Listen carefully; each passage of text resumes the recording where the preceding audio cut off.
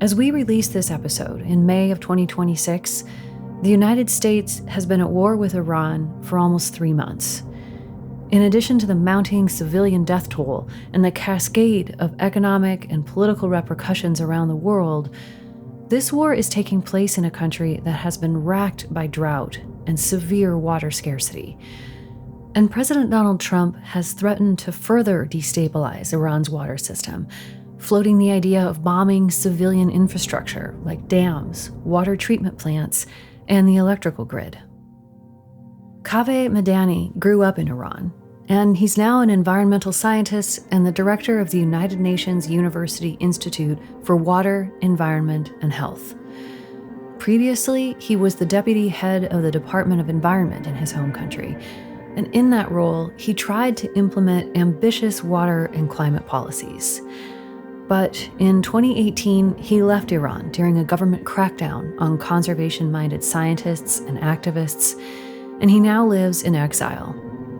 I wanted to talk with Kaveh about his research on water scarcity, or as he calls it, water bankruptcy, and about how war can reinforce a brutal feedback loop between environmental degradation and political instability. Kaveh, thank you for joining me today on Threshold Conversations. Thank you for having me. If it's okay with you, I'd love to start with just a brief grounding in your personal story. I'm wondering if you could share an early memory related to water from your childhood growing up in Iran. Yeah, my parents work for the water sector, and I have a workaholic mom whom I blame for being workaholic. Now I'm just like her. But I had no siblings, and she was a working mother. So she had to take me to some missions across Iran. It was an era of like a lot of buildings and development. So I got to see some reservoirs, projects like that. And then I think that's the early exposure to water. And I think that's where I must have developed interest in this field. Well, in November of last year, I remember seeing this really startling announcement from the Iranian regime that possibly the entire city of Tehran was going to need to be evacuated due to lack of water. Can you just give some background on this story of water crisis in Iran and, just water in the region more generally?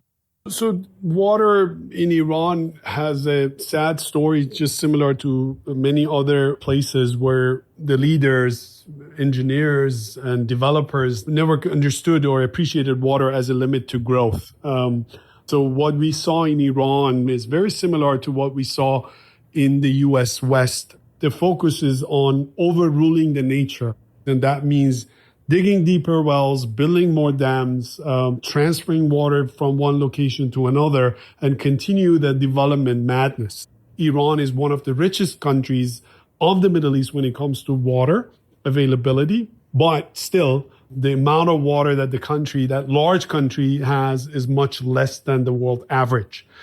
So you either take that limit and understand and adapt to it and comply with it, or you face the problems that we are seeing today.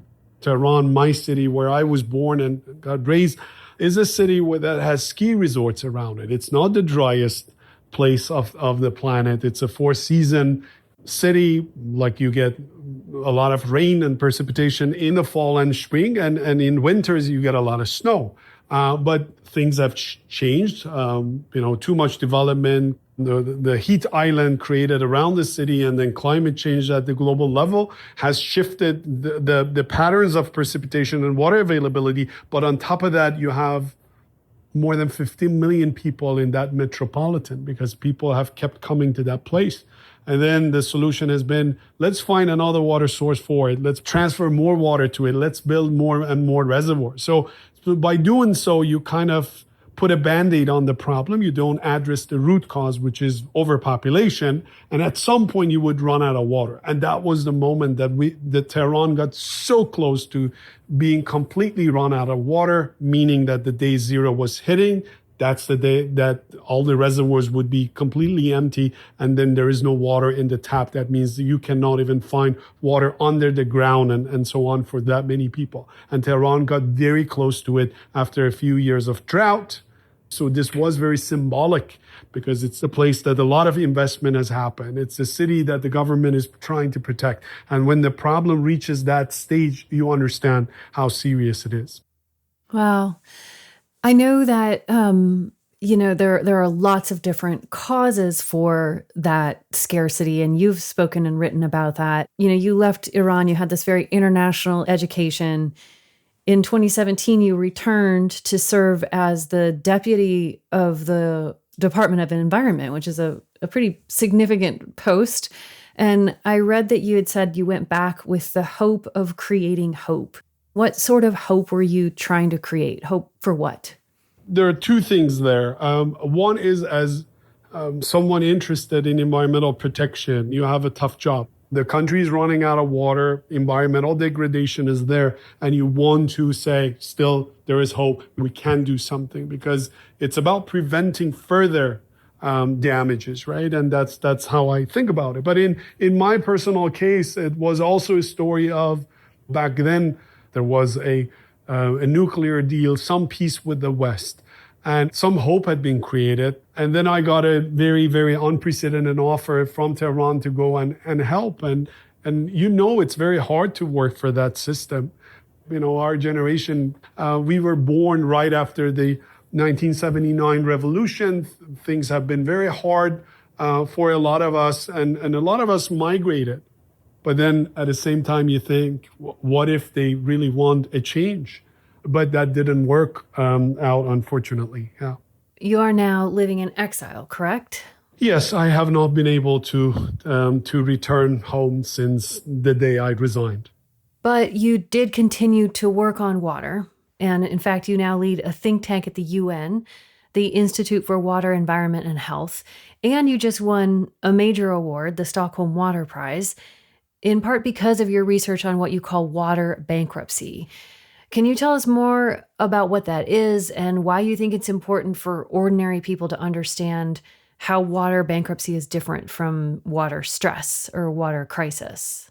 The framing used there is a product of 2 decades of thinking and working and research, and also experiencing things in a very painful way in Iran. But let's look at some of the terms we have been using so far. One is stress, water stress. And that means that you're withdrawing a lot of water from your system. You can be very stressed, as human being, you can be very stressed, but still functional. You got to be worried, but you can continue working. Then there is a term very well known, and that is water crisis. Crises are just shocks. They are very temporary. And when you're in a crisis, there is still hope that you can fix the problem. That's what you communicate to the stakeholders. That's what you communicate to all the affected parties. But if something is in a crisis forever, maybe this is your new normal. And that's how the term water bankruptcy came into existence, to explain this situation where actually the baseline functions are gone. You can never restore the system to where it was. What you thought is your anomaly becomes your new normal. This is what you need to face. And that's what my hometown is facing. That's where my nation is facing. But that's also something that the rest of the world in many places is facing. We cannot communicate to people that we are only in a crisis. Indeed, if we do that, we are sending a wrong signal to people that this is fixable. Spend more money. Let's approve one more project. Let's take out more water. Let's take more loans from nature and fix this problem. But that's what we have done. The checking account is now empty. That's our surface water that gets recharged by nature every year. The savings account that we inherited from our grandparents are also gone. Groundwater level is declining in many places. Glaciers are melting as well. So our reserves are very low. We have used not only the interest, but also our principal. We have exhausted everything we have had. And now we are left with many creditors that are demanding water, but we cannot give that to them. And we keep saying, no, this is a drought. This is a water stress situation. This is a crisis. No, it is not. It's a failure. Just like a bankrupt person, you have a choice to make. You either admit to your bankruptcy, you surrender, and you say, let's work with each other. We have some assets still left. We can prevent further damages and further failures. But we have to live with what we have, and we have to transform the business model. The business model is not working anymore. Not only we need to mitigate what can be mitigated, but we also need to adapt to a new reality. So once we actually wrap our heads around the fact that we are in water bankruptcy, what do we do with that information? What sort of actions should follow from that kind of paradigm shift? So first thing is like to write down everything that, how much you owe up to people, what assets you have. Believe it or not, in the water game, we do not have those information readily available in many places. Some stakeholders even benefit from lack of transparency. So that's the very first step. Second thing that we got to think about is the conditions of countries are different. Socioeconomic development status is different. Their resilience is different. Notions of what's fair is different. And we got to take into account those differences if we want to write rules or guidelines for handling that sort of bankruptcy.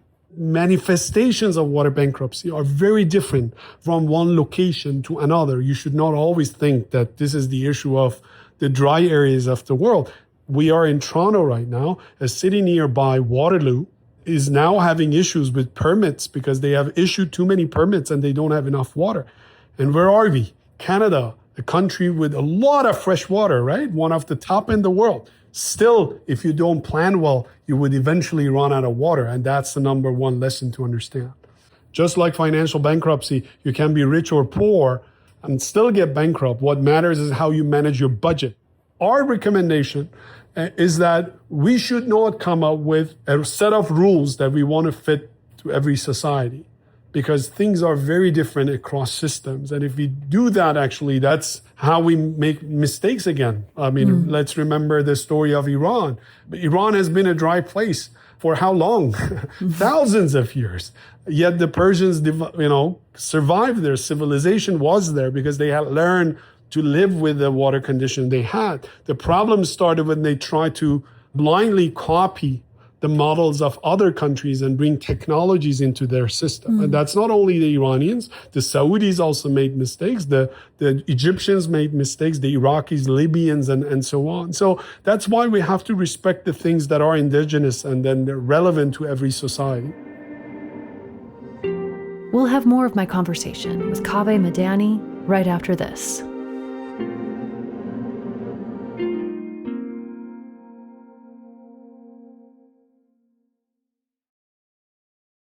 Hey, it's Amy, and I'm really excited to announce that we're going to be releasing a new series soon, hosted by Jaha Naila Avery. It's called The Corridor, and it tells the story of how a stretch of land in southern Louisiana became a hub for the petrochemical industry and an epicenter of disease for the people who live there. I'm tempted to say that it's about environmental justice, and it is. But one of the things I love about this series is that it makes that big, abstract concept real. We get to spend time with people who are living right at the intersection of the fight for social justice and a healthy environment.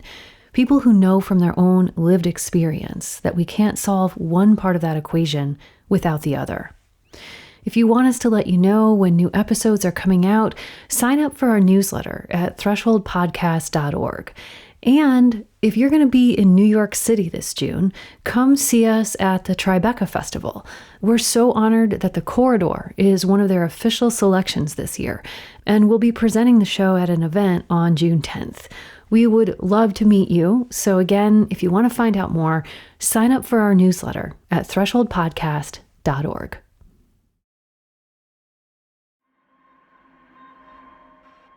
I know we're talking at a fairly high level about all of these concepts, and I want to just bring it down to the ground as well. What is life like for a person who's living with water bankruptcy on a day-to-day level? And I know there's different answers, different places.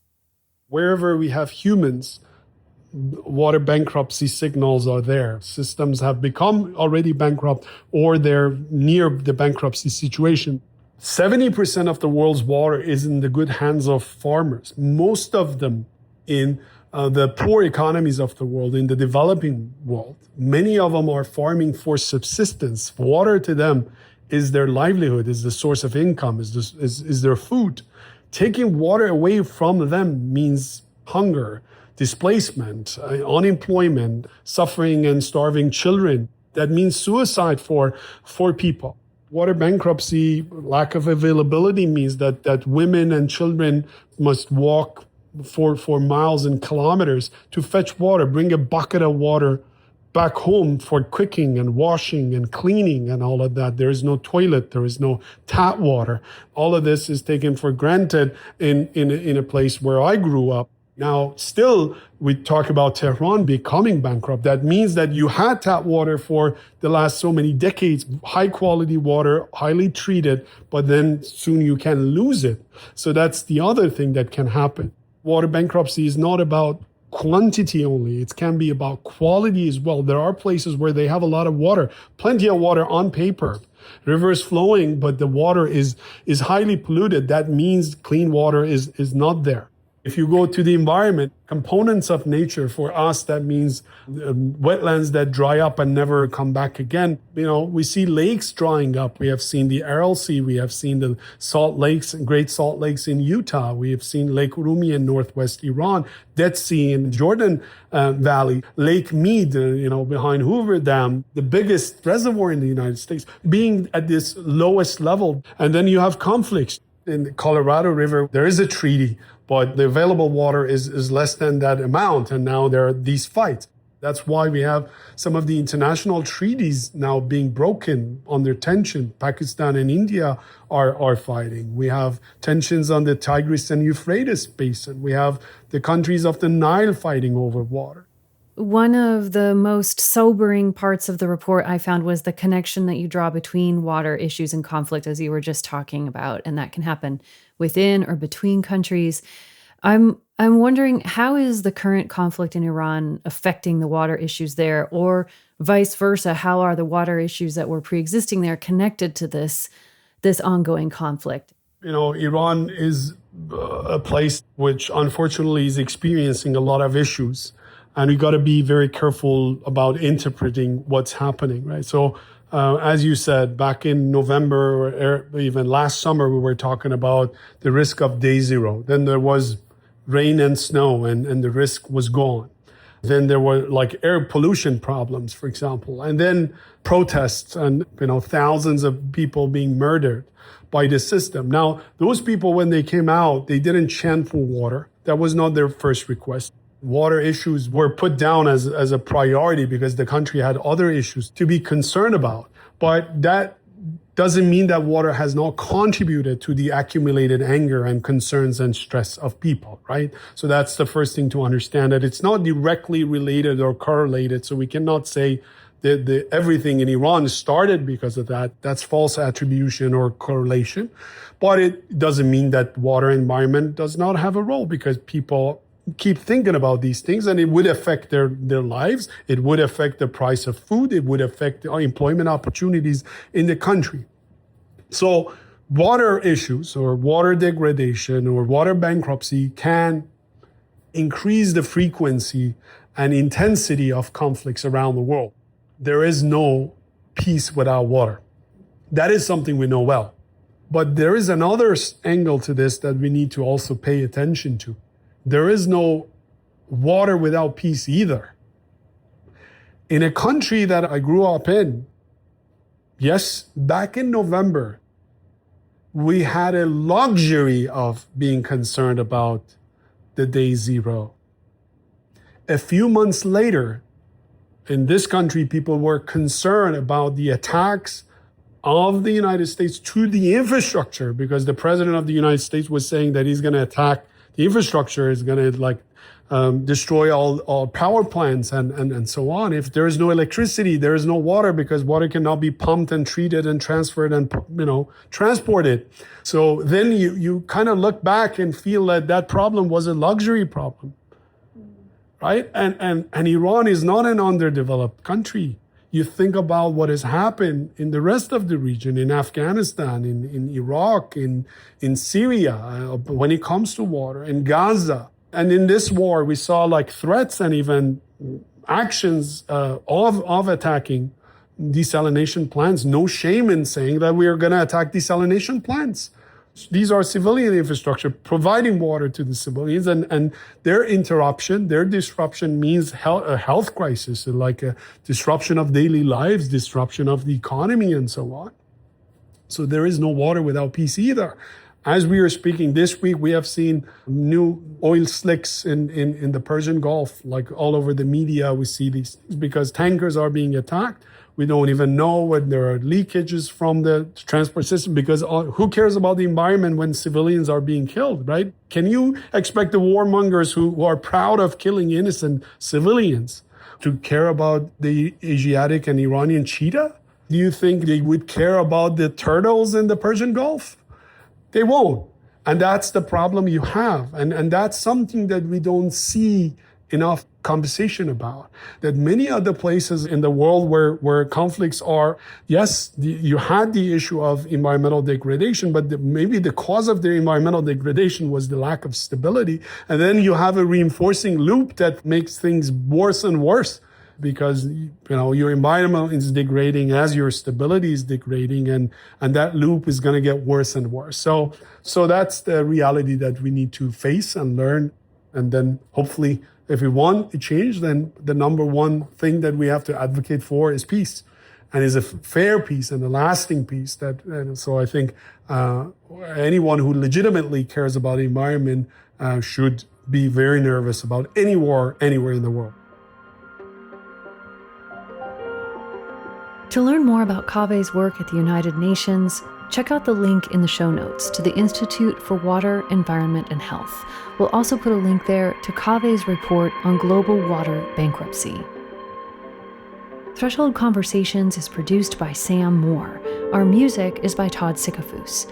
I'm executive producer Amy Martin, and here's a quick note about our upcoming schedule. We're going to take a 2-month break from releasing new Threshold Conversations episodes because we've got a new series coming out called The Corridor. The best way to learn more about that and everything we're doing at Threshold is to sign up for our newsletter. You can find a link to that in our show notes as well, or go to thresholdpodcast.org. Thanks.